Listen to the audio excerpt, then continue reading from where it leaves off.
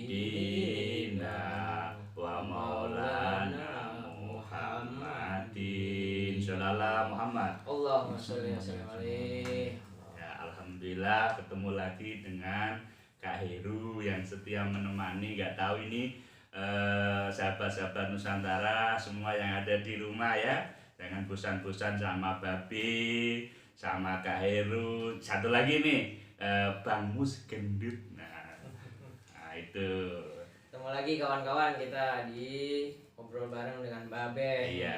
Dan Setia menemani. iya, bersama Babe. Dan lagi juga jangan bosan dengan kita. Kita Iya. akan terus mengulik, membahas dan menjelaskan problem-problem bahkan hal-hal yang menarik milenial maupun di zaman seperti ini. Oke, Gitu. Kakak Heru. Wah. Untuk mempersingkat waktu, Habis kita ngobrol-ngobrol Hmm. enak tentang kemarin itu tentang narkoba ya, Be, ya narkoba, Nah, minuman keras, apapun namamu. Pan Romai Ramai.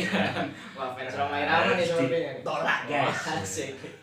Iya, setelah kita ngobrol-ngobrol santai tentang narkoba nih, hari ini Kak Heru akan bincang-bincang lagi dengan Babe. Kali ini kita akan lebih mengedepankan obrolan terkait dengan sopan santun, toto kromo ya, Be ya. Gitu. Toto kromo nih. Jadi memang dalam kehidupan kita ini itu memang akhlak itu penting. Jadi makanya penting itu toto kromo gitu. Iya. Nah, coba kita akan bicara langsung nih dengan Babe nih, Iya. gitu. Ya, terima kasih sahabat-sahabatku, adik-adikku semua yang ada di rumah. Wah, Pesan Babe, walaupun dalam kondisi pandemi tetap belajar ya, Belajar. Pasti, belajar yang rajin. Wah. Nah ini Babe akan mengulas sedikit tentang toto kromo. wah iya, Be, toto kromo nih, Be. Jadi istilah toto kromo itu dalam istilah Jawa atau nguri-nguri kabudaya Nusantara. Nguri-nguri kabudaya Nusantara itu ada toto kromo. Jadi toto kromo itu ada toto kromo dalam sisi sosial, pergaulan, Sosial, lingkungan, ada toto kromo ekonomi, dagang dan lain sebagainya, perdagangan, ada toto kromo politik. Ada toto kromo nguri-nguri kabudayaan Nusantara. Budaya Nusantara itu juga ada toto kromonya ketika mau menyampaikan di publik. Wah, iya. Gitu adik-adik dan sahabat-sahabat di seluruh Nusantara, ya kan? Jadi memang toto kromo itu luas ya, Be ya. Luas, Di seluruh luas. ini kehidupan ya, Be ya.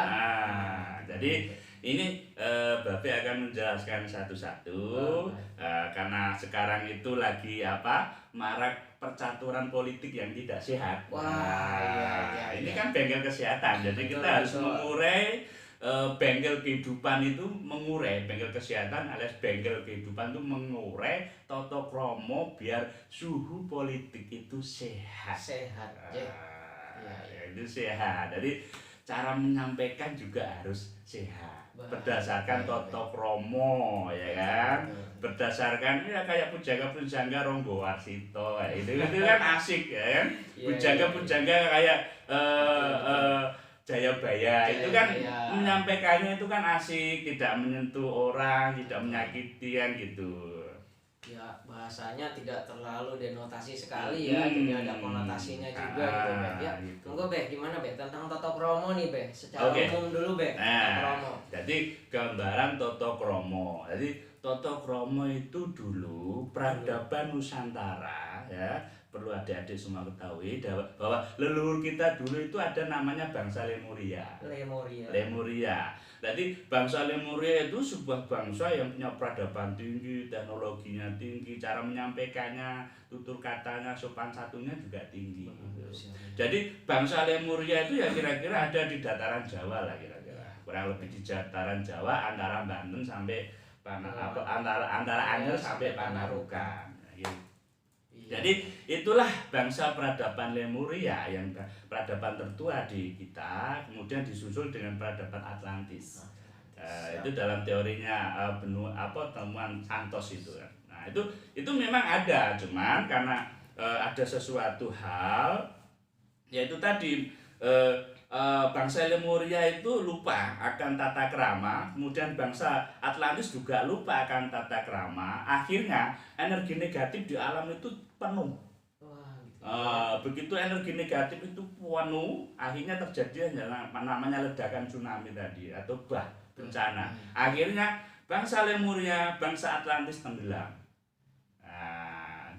Ya, Babe juga berdoa, kita semua berdoa ya semoga bangsa ini terselamatkan. Gitu. Amin, betul. Karena amin.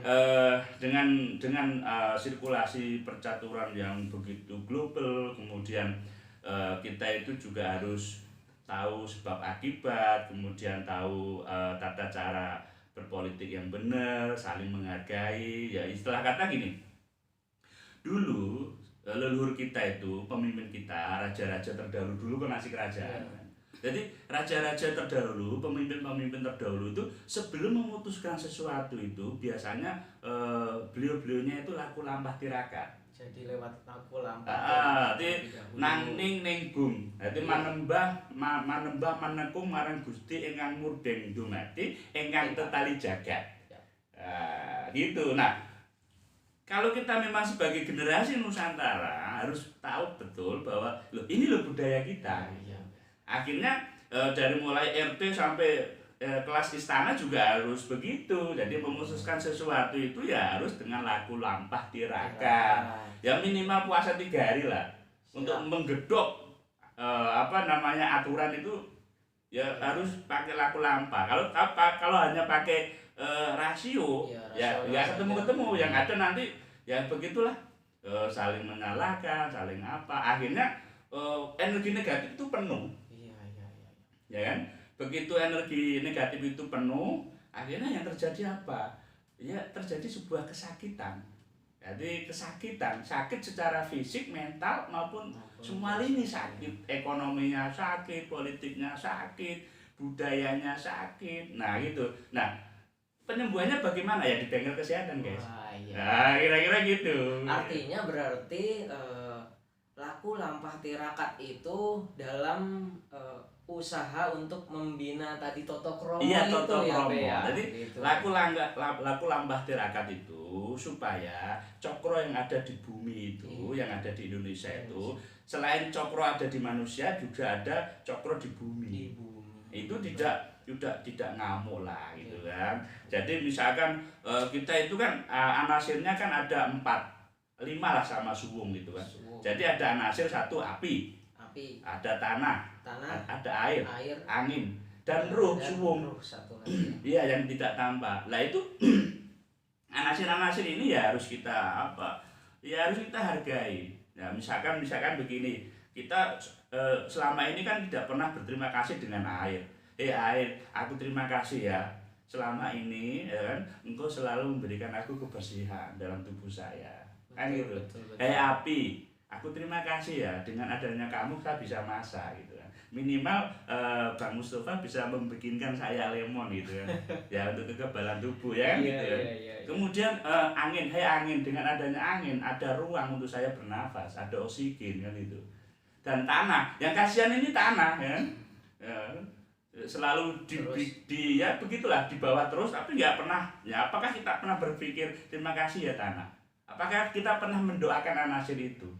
Nah, mungkin itu tidak pernah terbesit sekecil pun oleh kita untuk berpikir maksudnya sih yang mendoakan air api. Nah, ini babi ini gimana? Nah, inilah namanya toto kromo ya guys, sahabat-sahabat Nusantara. Jadi pembinaan toto kromo itu dimulai dari tadi ya, bersyukur. Iya, bersyukur. Berterima kasih. Gitu ya, Be. Jadi kalau memang itu kita harus rajin-rajin coba menggali diri, motivasi diri, bersyukur ya dengan apa yang telah kita. Jadi misalkan konsep toto kromo kepada Tuhan Yang Maha Esa atau kepada Allah Subhanahu Wa Taala. Misalkan contoh tadi kasus ya, kita lagi naik motor, tiba-tiba motornya itu kena apa istilah kebanan lah, bocor gitu kan. Kalau orang yang tidak punya toto kromo kan mungkin ngamuk-ngamuk, wah ini begini begitu. Tapi bagi orang yang punya toto kromo, dia akan introspeksi diri. Oh mungkin Tuhan Yang Maha Esa, Allah Subhanahu Wa Taala suruh saya nuntun motor ini. Kenapa kok saya disuruh nuntun motor ini? Karena saya disuruh olahraga. Ya itu. Kenapa kok saya disuruh olahraga? Karena saya orangnya gendut kayak Abang Mustafa misalkan, kan gitu kan. Supaya sehat. Jadi kolesterolnya turun, asam uratnya turun, gulanya turun. Kemudian darah tingginya juga turun. Artinya Toto Kromo itu kembali pada konsep kita itu selalu bersyukur. Kan gitu. Dalam Islam kan disebutkan la in syakartum la zidanakum wa la in kafartum inna adabi lasyadid. Jadi syukur marang pangeran, syukur marang Gusti ingkang muben dumadi, syukur marang Allah iku ya ora mung kepenak tok disyukuri gitu. Ya sing rekoso-rekoso tafsir kita rekoso, tapi munggahe yang di atas munggahe Allah itu yang terbaik buat kita gitu. Karena kalau kita itu disayang sama Allah, guys, kita itu nggak mungkin kekurangan. Iya, jadi yang terbaik menurut kita belum tentu terbaik menurut. Nah, itu kembali kepada konsep Toto Kromo tadi. Dan ini kalau Toto Kromo di lingkungan nih terhadap lingkungan maupun misal masyarakat atau mungkin para pemimpin kita gitu, Be. Ya, kalau pemimpin kita ya itu tadi harus paham klausal sebab akibat, harus paham sebagai konsep sebagai seorang pemimpin itu harus handapeni, harus hangrungkepi, harus mula caliro hangrosowani, harus berani. Oh, aku itu pemimpin, harus betul-betul melindungi kawulaku, rakyatku ini harus saya lindungi. Wong cilik ini harus saya lindungi, kan? Seperti filosofi Babe yang di awal, bahwa wong cilik ini adalah orang tua kita, gitu kan. Kalau kita merasa bahwa wong cilik ini adalah orang tua kita, ya kita tidak akan pernah merasa salah ketika memberi sesuatu pada orang tua kita. Ini orang tua kita. Misalkan di saat pandemi ya logistiknya mudah lah gitu kan. Ya, kira-kira gitu. Wah, betul Beh. Jadi gitu. Memang Toto Kromo seperti itu ya. Ya, Toto Kromo. Jadi adab istiadat. Kalau tadi dalam konsep Islam di pesantren mungkin ada taklim dan lain sebagainya. Betul Beh. Jadi menghargai kapan kita disayang, kapan kita menyayang, kapan kita punya hak, kapan kita punya kewajiban itu harus saling budaya Toto Kromo itu tidak bisa instan, ya harus dimulai dari kita lingkungan keluarga. Iya. Kalau di lagu itu jangan gundul pacul ya, jangan itu udah diingatkan sih di situ ya. Ya Be ya gitulah ya. Gitu. Jadi jangan Nusantara, jadi filosofi Nusantara, filosofi Jawa, filosofi di mana-mana itu tetap harus kita nguri-nguri kebudayaan Nusantara gitu loh. Jadi supaya apa? Supaya energi yang ada di badan kita itu lebih didominasi oleh energi positif.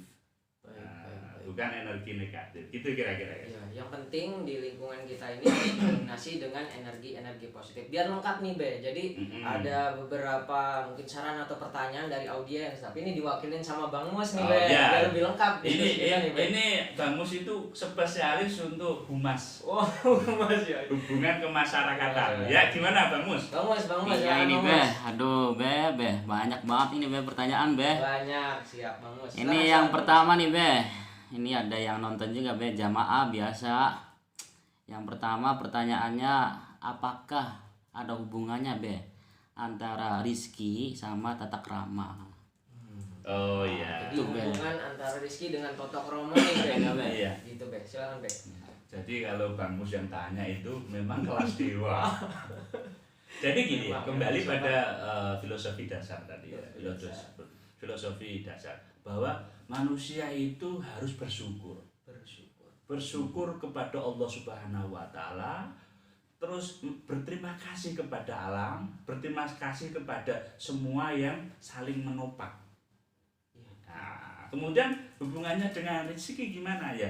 Kalau kita itu sering bersyukur kepada Allah, sering tidak mengeluh dan lain sebagainya, ya rezeki itu akan mengalir dengan sendirinya. Allah itu tahu loh guys kebutuhanmu. Jadi kau tidak usah meminta kepadaku, aku tuh tahu kalau kamu tuh tidak punya duit. Kira-kira gitu kan?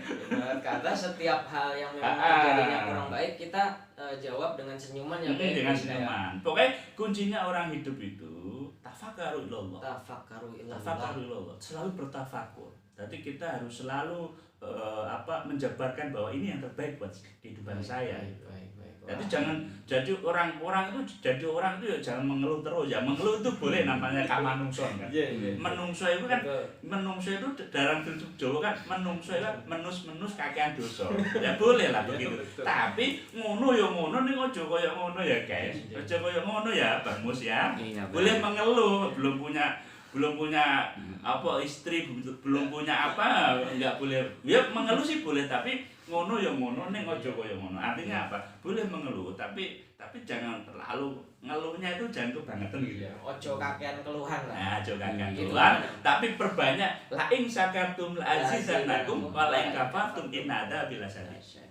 Berarti ini ya harus memperbanyak bersyukur ya Be ya. Bersyukur nikmat lah, syukur nikmat. Nanti, itu kuncinya rezeki di situ. Syukur. Satu lagi nih Be. Satu lagi nih. Satu lagi Be, ini keluar konteks ini Be. Aduh, ini pertanyaannya santet ini Be. Boleh. Santet ini Be. Gimana Be? Ada nggak Be kaitannya dengan tata krama Be? Ya. Santet Be, tentang Santet. santet. Jadi gini ya, ini saya jelaskan sedikit ya tentang santet ya. Kalau dalam bengkel kesehatan versinya Babe, karena Babe ini kan pemikirannya ilmiah. Jadi menurut Babe itu santet itu tidak ada gitu. Tidak ada. Santet itu tidak ada, yang ada itu energi negatif. Jadi gini ceritanya, bangsa manusia itu kan tidak semuanya tauhidnya tinggi, nah, kan? Bangsa jin dan bangsa lelembut juga tidak semuanya tauhidnya tinggi. Ada yang nakal juga, ada yang bedik juga kan.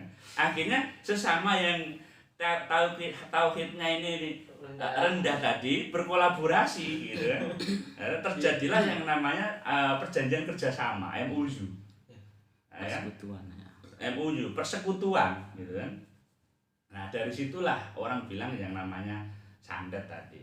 Tapi yang namanya energi negatif itu tidak bisa dikirim ke orang selagi orang itu tidak ada janji ke kita. Tapi kalau misalkan orang itu kok menyalahi janji, menyalahi aturan, ya wis padha gendenge mungkin kena lah gitu. Kira-kira gitu. Tapi intinya, jadi semuanya itu adalah rekaman dari bangsa jin. Rekaman jadi nakut-nakutin lah bangsa jin yang tauhidnya rendah ini kadang nakut-nakutin. Nah, itu yang perlu diwaspadai. Jadi kadang ada orang, tadi di tengah hutan atau tengah sawah tadi ada orang gelembing, ada orang cekikian sendiri ya, orang bilang kuntilanak atau genderuwo atau mungkin. Nah itu sebenarnya rekaman-rekaman yang jelek-jelek tadi, energi negatif tadi, itu sebenarnya juga nggak ganggu juga gitu. Tinggal ainul yakin, hakul yakin dari manusia tadi untuk melawan itu gitu. Jadi itulah, nah makanya kan yang namanya jin, setan, demit, gentayangan itu kan kalau di Jawa itu kan pocong, kalau di luar negeri kan Lucifer kan. Kira-kira begitu. Dan bangsa lelembut makanya kita sebagai khalifah di muka bumi ya, sing cerdas ya biar. Yang cerdas gitu. Tauhidnya dicerdaskan, mata hati dicerdaskan, cakranya dicerdaskan, ya kan? Spiritual quotient, emotional quotient dan intelijensi quotientnya dicerdaskan. Kira-kira gitu. Seimbang semuanya. Biar seimbang gitu. Itu Bang Mus. Iya. Nah, Bang Mus. Ya. Satu lagi Be. Oke. Satu lagi nih Satu lagi nih. Bang Mus. Iya, aduh ini pertanyaan yang banyak. Banyak. Iya, ini. Kalau di video banyak-banyak itu nanti lemah. Nggak bisa diunggah. Ya udah guyonan ya gimana? Iya. Ini Be, ada yang pengen buka aura Be. Buka aura. Aura kasih apa aura cinta? Nggak tahu ini Be, pertanyaannya bisa nggak Be buka aura katanya. Oh, di bengkel kesehatan. Bengkel kesehatan. Iya. Bemo kok bisa lebih om Jadi gini. Yang namanya buka aura apa segala macam itu kan istilahnya saja. Istilahnya saja. Tapi yang namanya buka aura itu ya kalau bagi yang kayak Babe ya di bengkel kesehatan ya, langkah awalnya ya pasti kita akan bedah dulu tauhidnya. Tauhidnya itu dibedah dulu.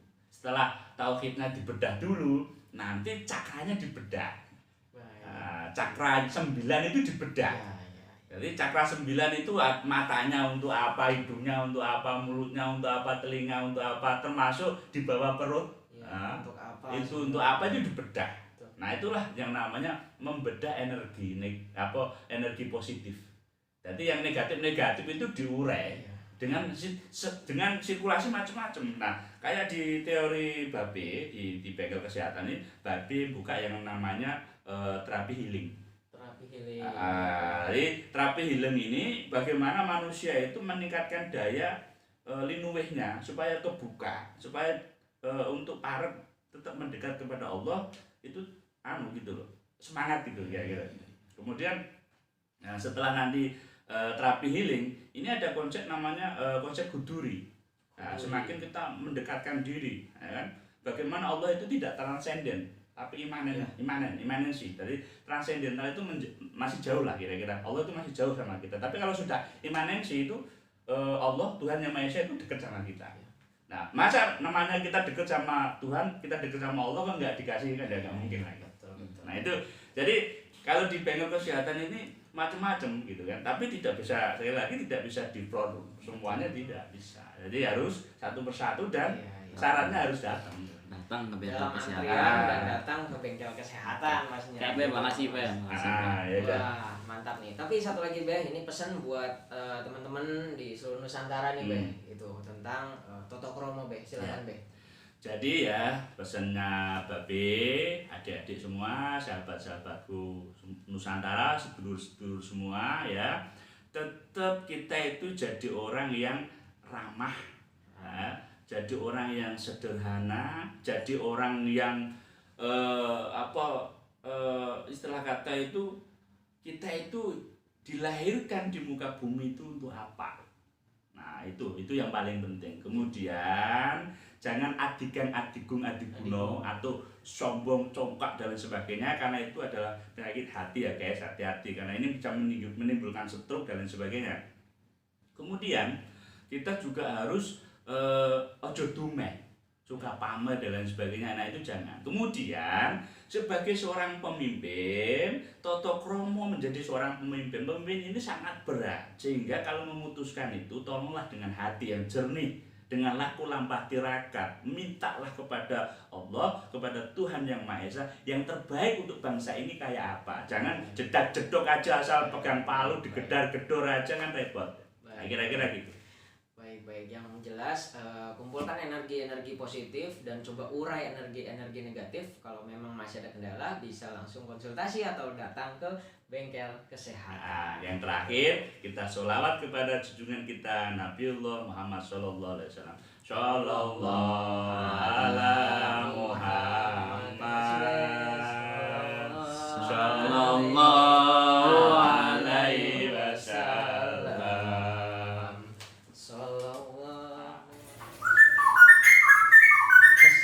Assalamualaikum warahmatullahi wabarakatuh. Waalaikumsalam warahmatullahi wabarakatuh.